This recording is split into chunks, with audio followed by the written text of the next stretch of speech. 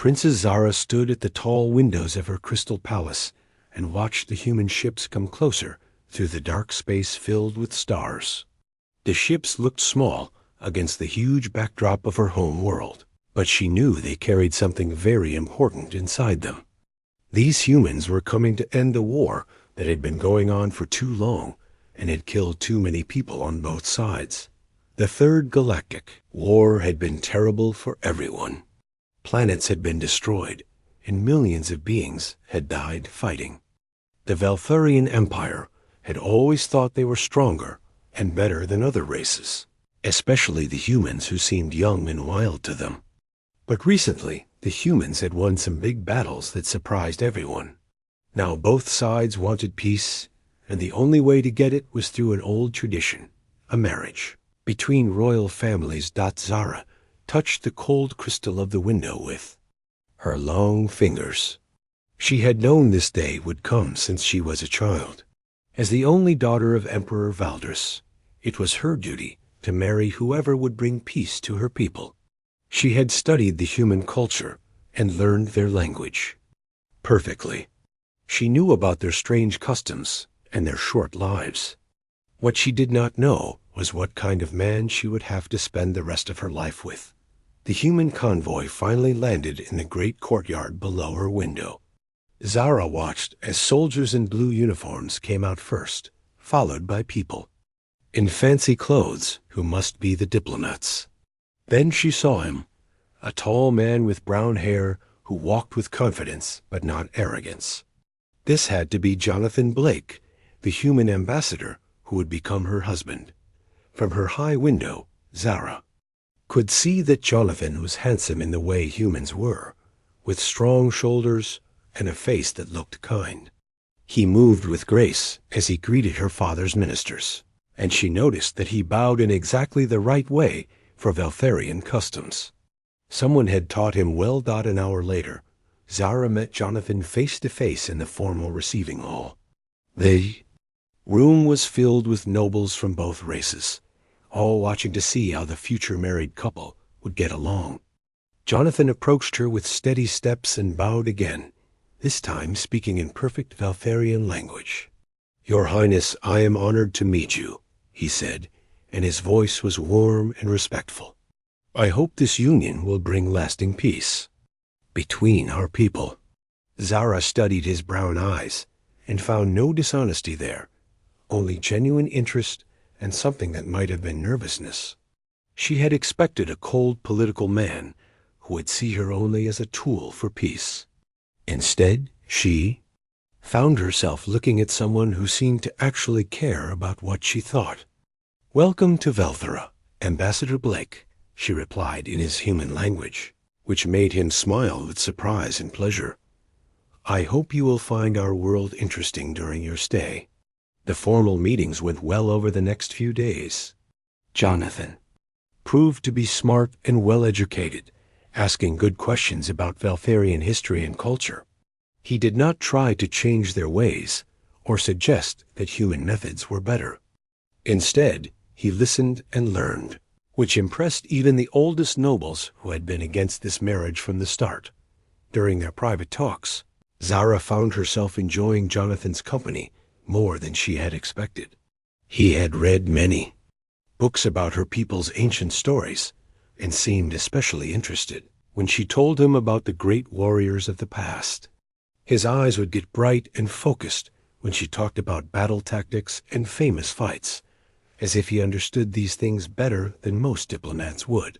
"Tell me about this ghost warrior I keep hearing about," Jonathan said one evening as they walked in her private garden. The human fighter called the Ghost had become famous recently for attacking Valtharian military targets with incredible skill. "Your people seem to both fear and respect him." Zara felt a chill at the mention of that name. The Ghost was like a nightmare to her people, a human who could appear anywhere, destroy important targets, and disappear without a trace. No one had ever seen his face or knew his real name. "He is very dangerous," she said carefully. "Our best soldiers cannot catch him, and our smartest generals cannot predict where he will strike next." Some say he is not really human, but some kind of demon. Jonathan listened with intense interest, asking detailed questions about the ghost's methods and targets. Zara thought it was strange for a diplomat to care so much about military matters, but she answered his questions anyway. The wedding preparations began a week later. Both human and Galfarian traditions would be followed, making the ceremony very long and complicated. Zara spent hours learning the human customs, while Jonathan studied the ancient Velfarian rituals. They practiced their vows together, and Zara noticed that Jonathan's hands were rough and scarred in ways that seemed odd for a man who spent his life in meetings and negotiations. "These scars," she said, touching a long mark on his palm during one of their practice sessions. "How did you get them?" Jonathan looked down at his hands, as if seeing them for the first time. "I collect old weapons as a hobby," he said with a small smile. "Swords and knives from different worlds. Sometimes I practice with them to understand how they were used in ancient times. It helps me understand the cultures better." The explanation made sense, and Zara thought it was sweet that he cared so much about learning. She did not notice how quickly he had pulled his hands away, or how his smile had not quite reached his eyes. On the day of the wedding, both palaces were filled with guests from across the galaxy. Zara wore a dress that combined human white silk with Velfarian crystal threads, while Jonathan looked handsome in a formal uniform that mixed both cultures' styles. As they spoke their vows in both languages, Zara felt a warm feeling in her chest that surprised her. This was supposed to be just a political arrangement, but Jonathan's gentle voice and steady gaze made her think that maybe, just maybe, she could actually be happy. When they kissed to seal their marriage, the crowd cheered in 2 different languages, and Zara allowed herself to hope that this strange human man might become more than just a husband in name only. 6 months had passed since the wedding, and Princess Zara found herself surprisingly happy with her new life. Jonathan had proven to be everything she could have hoped for in a husband and more. He was kind and thoughtful, always asking about her day and listening with real interest when she talked about her duties as princess. He learned the complex rules of Velfarian court life quickly, and soon became popular with even the most traditional nobles. Every morning, Jonathan would bring her tea made the way she liked it and sit with her while she read the daily reports from across the empire. He would ask smart questions about the problems their people faced, and sometimes suggest solutions that showed he understood their culture better than many Velfarians did. When court ceremonies required them to appear together, he always knew exactly how to stand, when to speak, and what gestures to make. But as the days went by, Zara began to notice things that puzzled her. Jonathan would disappear for hours at a time, always saying he had important diplomatic work to do. When she asked what kind of work kept him so busy, he would give general answers about trade agreements and cultural exchanges that never seemed to lead anywhere specific. She tried not to be suspicious, but her royal training had taught her to notice when people were hiding things. The strange messages started coming in the 3rd month. Late at night, Jonathan would receive encrypted communications on a device that looked much more advanced than the standard diplomatic equipment. He would read these messages with a serious expression, sometimes frowning or nodding as if he understood things that were not written down. When Zara asked about them, he always said they were just boring reports from Earth about political situations that might affect their peace treaty. Jonathan's security team was another puzzle. Most diplomatic missions brought guards who were polite and professional, but clearly just doing their jobs. Jonathan's men were different. They moved like hunters, always alert and ready for trouble. Their eyes constantly scanned for threats, and they positioned themselves in ways that would let them fight from any direction. When Zara mentioned this to Jonathan, he laughed and said that tensions between their peoples made extra security necessary. The most confusing thing was how much Jonathan seemed to know about military matters. During state dinners, when the conversation turned to the ongoing border conflicts or recent battles, Jonathan would listen with intense focus. Sometimes he would ask questions that showed he understood battle tactics and weapon systems better than most career soldiers. When military commanders described enemy movements or attack patterns, Zara would see Jonathan's jaw tighten and his hands clench as if he was imagining himself in those fights. One evening, news arrived that made the entire court buzz with excitement and fear. The ghost had struck again, this time destroying a secret Valtharian research facility that was developing new weapons. The attack had been perfect in its planning and execution. The mysterious human warrior had somehow learned the facility's location, bypassed all security systems, and eliminated the project before disappearing without a trace. "This ghost is becoming more dangerous," said General Kane as he briefed the court about the attack. "He knew exactly where to strike and how to avoid our defenses. His intelligence network must be incredibly good to find targets we thought were completely secret." Zara watched Jonathan's face during the briefing and saw something that made her heart skip. For just a moment, when the general described the ghost's attack methods, Jonathan's expression had changed. His eyes had gotten the same focused look she had seen when they talked about ancient warriors, and his posture had shifted slightly, as if he was imagining himself moving through those same corridors. "The way this ghost moves," continued General Kane, "is unlike anything we have seen before.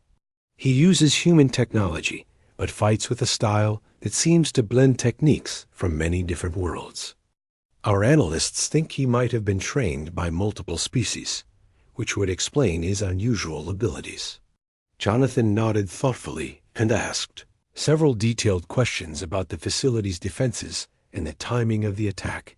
His questions were so specific that General Kane looked surprised and impressed by the diplomat's understanding of military security. But Zara was beginning to feel worried rather than impressed. That night, after Jonathan thought she was asleep, Zara heard him moving quietly around their chambers. She kept her breathing steady and her eyes closed while she listened to him getting dressed in the darkness. She heard the soft sounds of him putting on clothes and equipment, then the almost silent whisper of their door opening and closing. Curiosity and growing suspicion made Zara slip out of bed and follow her husband. She used the natural stealth, abilities that all Valtharians possessed, moving through the crystal corridors like a shadow.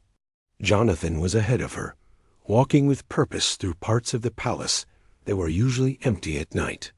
He seemed to know exactly where he was going, never hesitating at intersections or consulting any maps. Zara followed him deeper into the palace, through ancient passages that she had not explored since she was a child. Jonathan moved through these areas as if he had walked them many times before, which was impossible since he had only lived in the palace for 6 months. How could he know about tunnels and rooms that were not shown on any official palace plans? Finally, Jonathan stopped at a heavy door that looked like it had not been opened for years. But when he pressed his hand against a hidden panel, the door slid open smoothly. Zara crept closer and found a crack in the wall where she could see into the room beyond. What she saw made her forget how to breathe. Jonathan was removing his diplomatic clothes to reveal a tight black suit underneath that looked like it was made for fighting. The gentle husband she knew had transformed into someone completely different. His movements were precise and dangerous, like a predator preparing for a hunt. Weapons and equipment that she had never seen before were arranged around the room. Jonathan began a training routine that no normal human should have been able to perform. He moved with impossible speed and grace, handling knives and energy weapons with the skill of a master warrior. Every movement was deadly and efficient, designed for one purpose: killing enemies as quickly and quietly as possible. As Zara watched in shock, she realized that the movements Jonathan was practicing were identical to the ones described in reports about the ghost's attacks.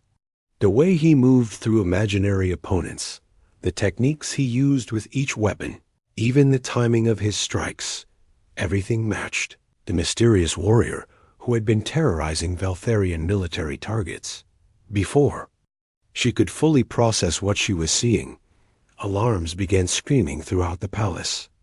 Red lights flashed in the corridors as an automated voice announced that the palace was under attack. Zara heard explosions from somewhere below and the sound of running feet as guards rushed to their positions. Jonathan's head snapped up at the first alarm, and Zara saw his face change completely. Gone was any trace of the kind diplomat she had married. In his place was a cold, calculating warrior whose eyes promised death to anyone who threatened what he protected. He moved to a communication device and spoke in rapid, coded phrases that confirmed Zara's worst fears. Her husband was not just connected to the ghost. He was the ghost, the legendary human warrior who had become the most feared enemy of her people. And now, as armed rebels stormed through the palace corridors, she was about to see exactly what that meant. The palace shook with another explosion as Zara pressed herself against the wall, trying to understand what was happening. Through the crack in the hidden door, she could see Jonathan moving with deadly purpose, checking weapons and putting on armor that looked like it had been designed for exactly this kind of situation. The gentle man who brought her tea every morning had vanished completely, replaced by someone who looked like he had been born for war. Smoke began filling the corridors as more explosions echoed through the ancient crystal halls. Zara could hear shouting and the sound of energy weapons firing as palace guards fought against whoever was attacking them. She knew she should run to the safe rooms like she had been trained to do, but she could not move. Her husband was the ghost, the legendary human warrior who had been destroying her people's military bases for months. Jonathan finished putting on his combat gear and moved toward the door where Zara was hiding. For a terrifying moment, she thought he had discovered her, but he walked past without looking in her direction. She waited until she could no longer hear his footsteps, then crept out of her hiding place to follow him through the chaos. The main corridors of the palace were filled with smoke and emergency lighting. Dead guards lay scattered on the crystal floors, and Zara could see blast marks on the walls where energy weapons had been fired. Whoever was attacking had come prepared for a real war, not just a simple raid. They had heavy weapons and knew exactly how to move through the palace's defenses. Zara made her way toward the upper levels where her private chambers were located, hoping to find some of her personal guards who could help her reach safety. But when she turned a corner, she came face to face with 3 armed rebels wearing black combat suits. Their faces were covered by masks, but she could see their eyes were cold and determined. "Princess Zara," one of them said in accented Valtharian, "you are coming with us." Zara backed away, but more rebels appeared behind her, cutting off her escape route. She was trapped in the corridor with nowhere to run. The rebels raised their weapons, and she closed her eyes, expecting to feel the burning pain of energy blasts. Instead, she heard the sound of fighting, metal clashing against metal, and the wet sounds of blades cutting through flesh. When she opened her eyes, a figure in black tactical gear was moving among the rebels like death itself. The mysterious warrior fought with impossible speed, using knives and energy weapons to cut down the attackers before they could even react. The fight lasted less than 10 seconds. When it was over, all 5 rebels lay dead on the crystal floor, and the black-clad warrior stood among them without even breathing hard. Slowly, the figure reached up and removed his helmet, revealing the familiar brown eyes and strong face of her husband. "Jonathan," Zara whispered, but her voice came out as barely a sound. "We need to move," Jonathan said, and his voice carried a command authority that she had never heard before. "There are more coming, and this corridor will not be safe much longer." He moved toward her with the same deadly grace she had seen in the hidden training room. But when he reached out to take her arm, his touch was gentle. The contradiction between his warrior appearance and his careful handling of her maid Zara. Feel dizzy with confusion. "I do not understand," she said, as he led her quickly through passages she had never seen before. "You are the ghost. You have been killing my people. I have been killing soldiers who are trying to restart the war." Jonathan replied without looking back at her. "Every target I hit was chosen to prevent bigger conflicts. Your people's extremist factions have been planning to break the peace treaty since the day we signed it. They moved through ancient corridors that seemed to exist in parts of the palace, yet were not on any official maps." Jonathan navigated these passages as if he had memorized every turn and every door, which should have been impossible for someone who had only lived there for 6 months. "How do you know about these tunnels?" Zara asked as they paused at an intersection while Jonathan checked for threats ahead. "I studied the palace plans for months before I arrived," he said simply. "Not just the official ones that your fathers, ministers provided, but the original construction documents and maintenance records going back centuries. I know this building better than most people who have lived here their entire lives." The sound of boots on crystal floors made them both freeze. Jonathan held up his hand for silence and moved to the corner to look around it. When he came back, his expression was grim. 12 rebels, heavy weapons, moving in formation," he said quietly. "They are not random attackers. These are trained soldiers who know what they are doing." "Who are they?" Zara whispered. "Why are they attacking the palace?" "Veltharian extremists who want to restart the war," Jonathan replied as he checked his weapons. "They think that killing you and me will make both sides blame each other and begin fighting again. They are probably right." The rebels were getting closer, and Zara could hear them calling to each other in military code words. Jonathan looked at her with an expression that mixed the cold calculation of a warrior with the protective love of a husband. "I need you to stay here and stay quiet," he said. "I am going to create a distraction that will draw them away from this area.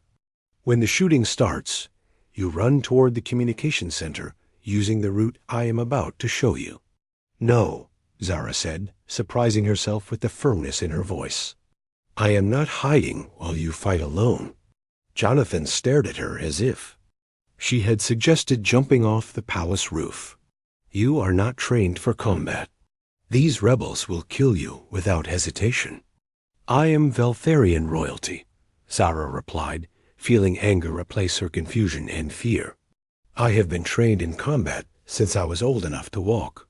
My people do not raise weak princesses who hide in corners while others fight for them." Before Jonathan could argue, the sound of weapons fire echoed from the direction they had come. The rebels were shooting at something, which meant they had found another target, or trying to flush out anyone hiding in the area.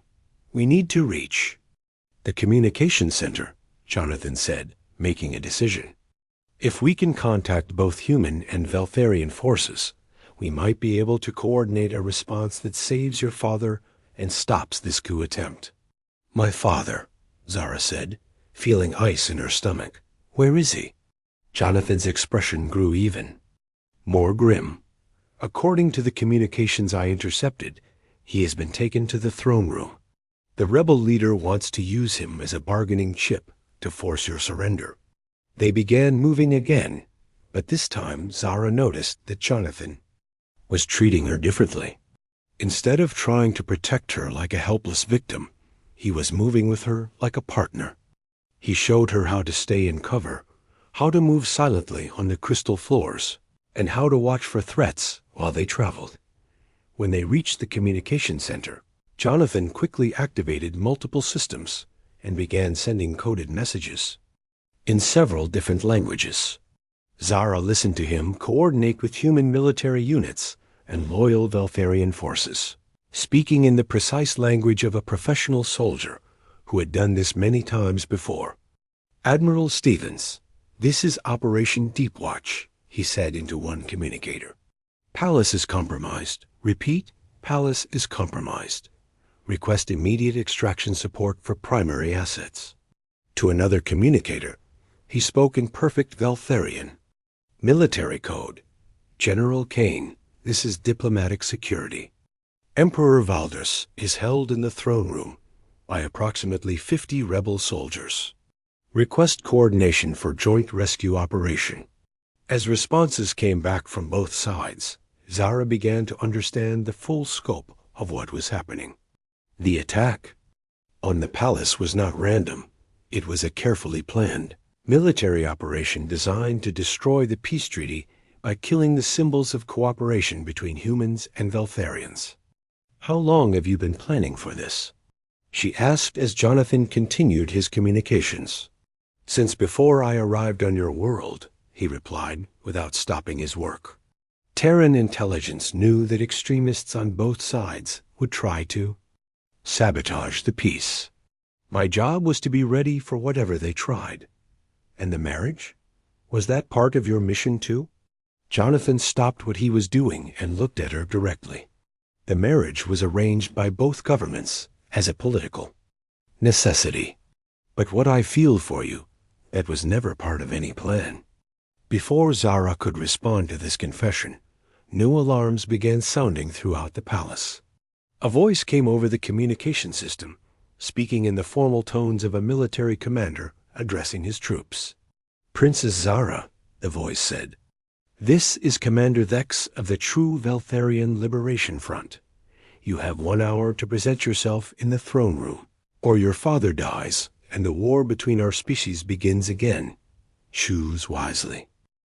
The threat from Commander Thex echoed through the communication center as Zara felt her world shift around her. Her father was going to die unless she surrendered herself to the rebels. But doing so would likely mean the end of the peace treaty and the return of the terrible war that had already killed so many people. Jonathan was still working at the communication systems, his fingers flying over controls as he coordinated with forces outside the palace. But Zara could see the tension in his shoulders and the way his jaw was clenched. Even the legendary ghost was struggling to find a solution to this impossible situation. What are options? Zara asked, trying to keep her voice steady despite the fear that was growing in her chest. Jonathan pulled up a three-dimensional map of the palace on one of the screens, showing the locations of rebel forces in red and friendly troops in blue. The throne room was surrounded by a solid wall of red markers, while the blue ones were scattered around the outer edges of the building. Thex has positioned his forces well, Jonathan said grimly. He has your father in the most defensible room in the palace, with clear fields of fire in all directions. Any direct assault would result in heavy casualties and would probably get your father killed before we could reach him. Then what do you suggest? Zara asked, though she was afraid she already knew the answer. A smart tactical choice would be to let the human and Veltharian forces coordinate a siege, Jonathan replied without looking at her. Cut off the rebels' supplies and communication. Wait for them to make mistakes, then move in when we have a clear advantage. How long would that take? Days? Maybe weeks? Zara felt anger flare in her chest. My father will be dead long before. Then, Thex is not going to wait patiently while we surround him. Jonathan finally turned away from the communications equipment and looked at her directly. She could see that he was struggling with something, torn between his training as a soldier and his feelings as a husband and son-in-law. There is another option, he said slowly. I could go in alone and try to eliminate Thex and his command structure before they realize what is happening. Create enough chaos that the rescue forces could get to your father while the rebels are dealing with me. That is suicide, Zara said immediately. Even for the ghost, 50 trained soldiers in a defensive position is too many. Jonathan was quiet for a moment, studying the tactical display with the cold calculation she had seen when he fought the rebels in the corridor. When he spoke again, his voice carried the certainty of someone who had already made his decision. Maybe. It is suicide, but it is also the mission. I came here to protect the peace treaty and keep you and your family safe. If dying accomplishes that, then it is an acceptable outcome." Zara stared at her husband and realized that this was the moment when she had to decide who he really was to her. Was he Jonathan Blake the diplomat, who had brought her tea and listened to her stories? Was he the ghost, the legendary warrior who killed her people's soldiers? Or was he something else entirely? A man who was both of those things and more? "No," she said firmly. "I will not let you sacrifice yourself for a mission that was planned by people who do not understand what we have built together. Zara, you do not understand the tactical situation. I understand it perfectly," she interrupted. "You think like a human soldier, focused on completing objectives and acceptable losses.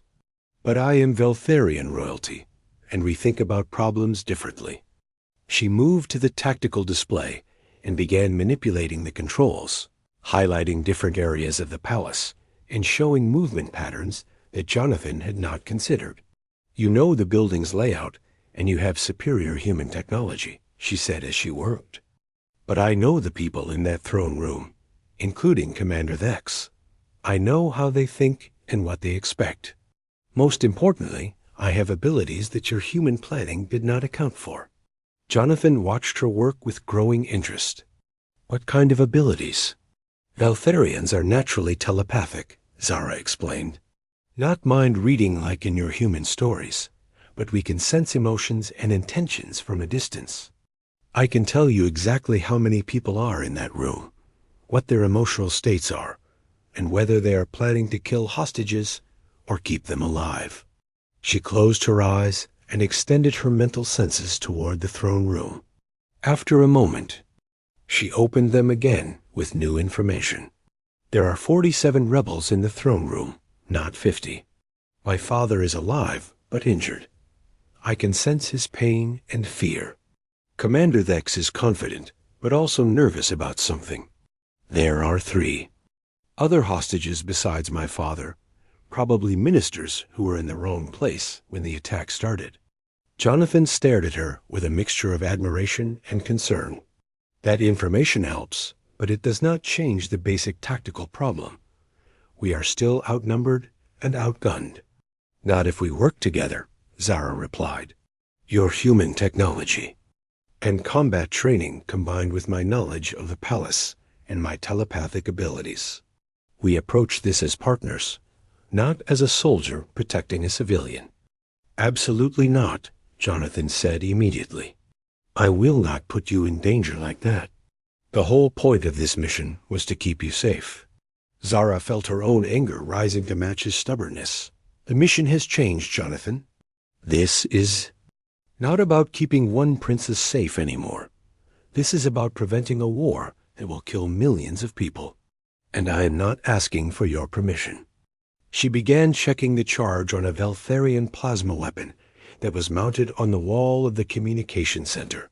The weapon hummed to life in her hands, and she handled it with the confidence of someone who had been trained to fight since childhood. "You said the marriage was arranged, but your feelings were real," she continued as she prepared other equipment.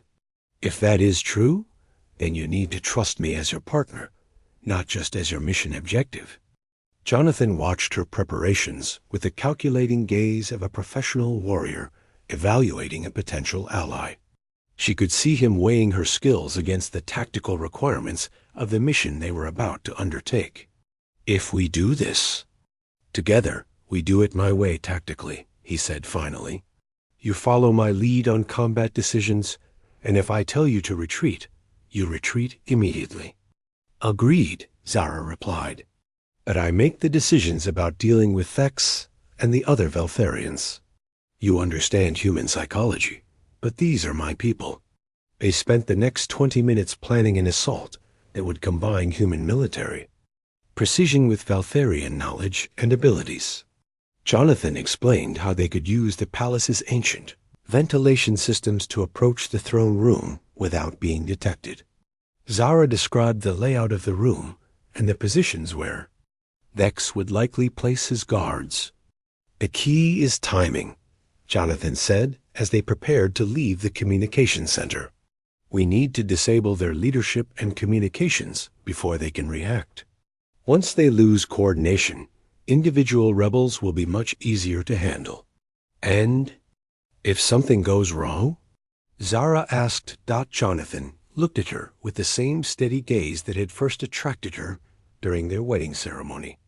Then we adapt and overcome. That is what partners do. As they moved toward the ventilation access that would take them to the throne room, Zara realized that she was no longer confused about who her husband really was. He was both the diplomat and the warrior, both the gentleman who brought her tea and the deadly fighter who protected what he loved. Most importantly, he was someone who was willing to trust her abilities and work with her as an equal. The attack on the throne room was about to begin, and for the first time since the crisis started, Zara felt confident that they might actually succeed. The ancient ventilation shafts of the Crystal Palace had not been designed for people to crawl through, but Jonathan and Zara moved through them like shadows, their breathing carefully controlled to avoid making any sound that might alert the rebels below. Zara's telepathic abilities guided them around guard positions, while Jonathan's enhanced human technology mapped every corridor and room they passed. When they reached the ventilation grate that overlooked the throne room, Zara carefully extended her mental senses to get a complete picture of what they were facing. The scene below was worse than she had feared.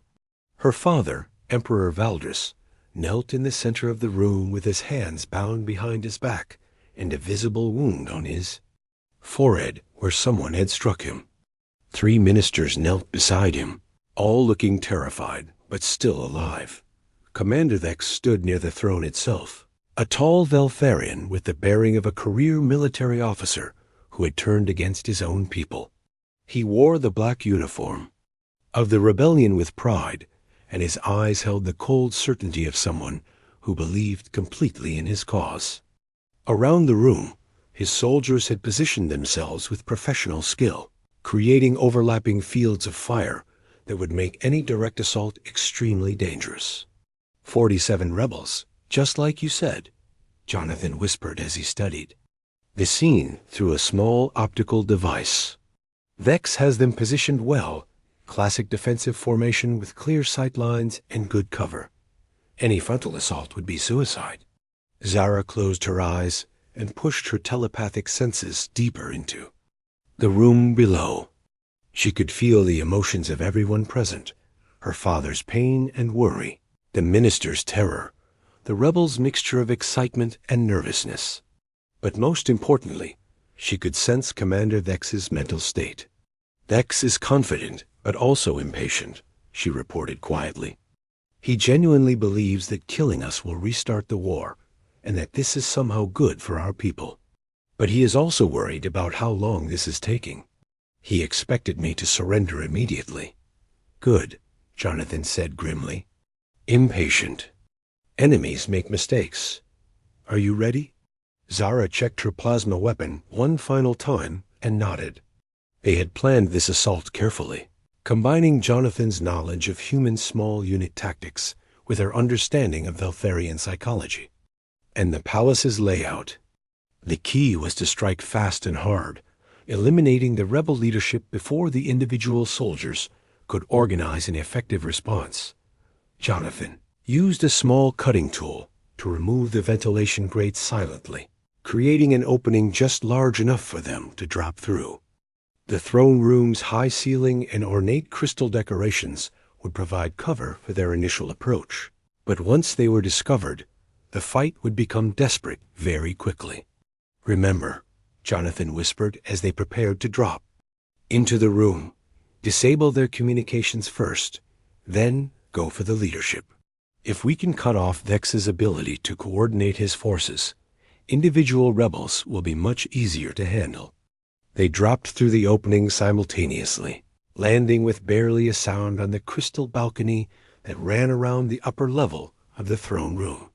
Zara's natural Veltharian agility and Jonathan's human technology allowed them to move like ghosts through the shadows cast by the ornate pillars and decorations. The first phase of their attack went perfectly. Jonathan used silent projectile weapons to disable the rebels' communication equipment, while Zara moved to positions where she could use her plasma weapon most effectively. By the time the first rebel noticed that something was wrong, half of their equipment was already destroyed, and their ability to call for reinforcements was gone. "Contact!" shouted one of the guards, but his warning came too late. Jonathan had already moved to the next position, using the room's complex architecture to stay hidden while he eliminated threats with